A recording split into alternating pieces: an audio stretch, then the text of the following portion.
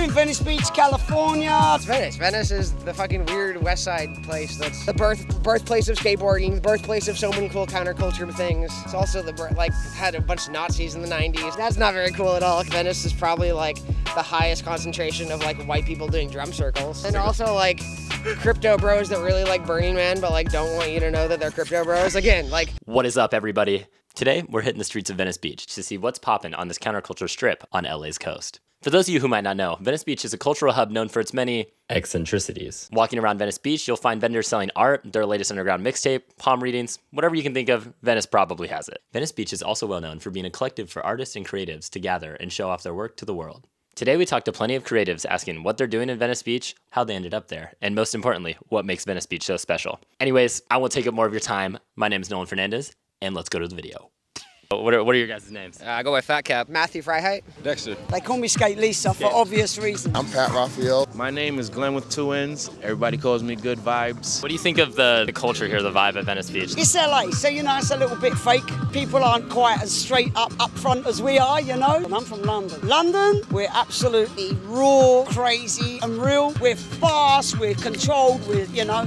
I mean, it's its own thing. I was telling my kids how this is world famous, you know, the skate park, the Muscle Beach and all that, so. The community here seems a lot stronger, you know what I mean? It's like I get this nostalgic feeling being here, even when I had never been here before. Like my first time here, I was like, wow, it's like deja vu, but I guess movies, right? But there's so many places where I've just been driving down the road and I'm like, wait, I know that place from like there or this or you know what I mean? I'm not gonna lie, yeah. I sold lots of drugs here in Grand Theft Auto. That's all I know. I feel like when people have found their place in Venice, like when they're not here, people miss them. This is a small town hidden in a big city. Once you found your place into it, Venice takes care of you in return, you know? I think it's cool to see how people are so active over here. It inspires me to be a little bit more active as well. It's definitely like good for the mind, you know? I've watched it change over the years. You know, since social media come about, that's just the world we live in. Social media, you know, film everything.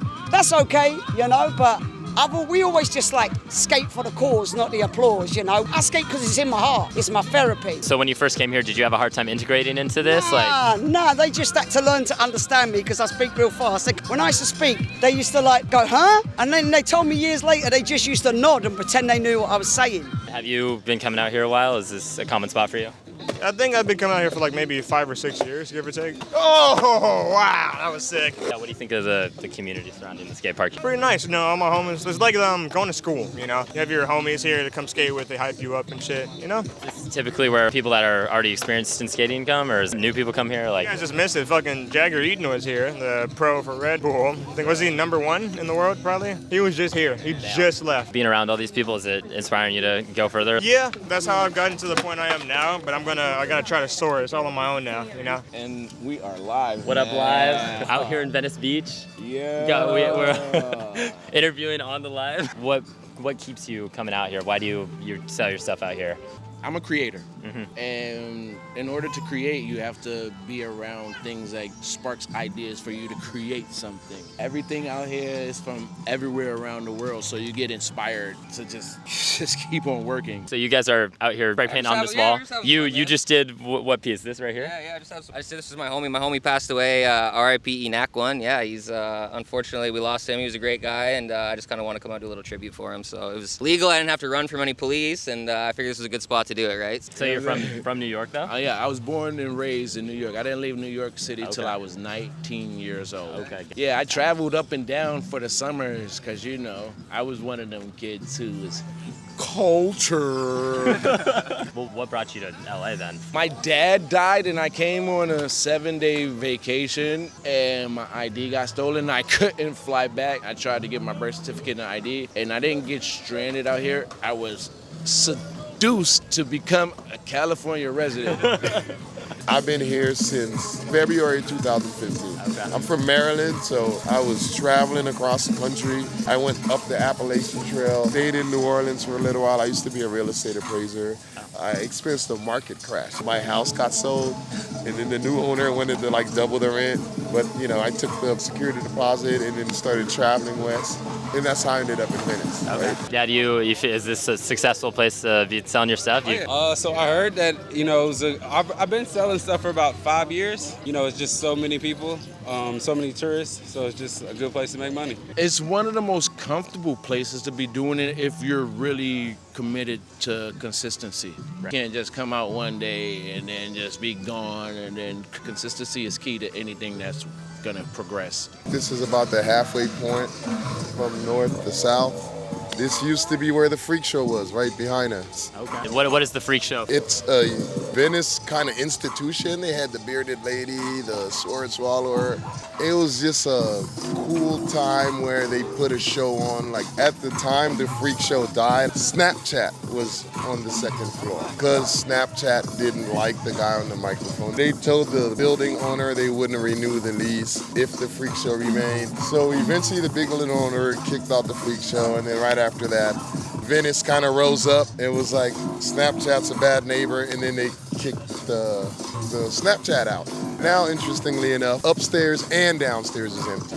Really? So it's like they lost the sack and the crab. How long have you been making art? Is this like I've been making art since I was a kid. However, I've been going hard for like 4 or 5 years now. For your art, like where does the inspiration come from? Like what inspires you to do certain pieces? I do everything that you would want to put on a wall, and that is kid friendly.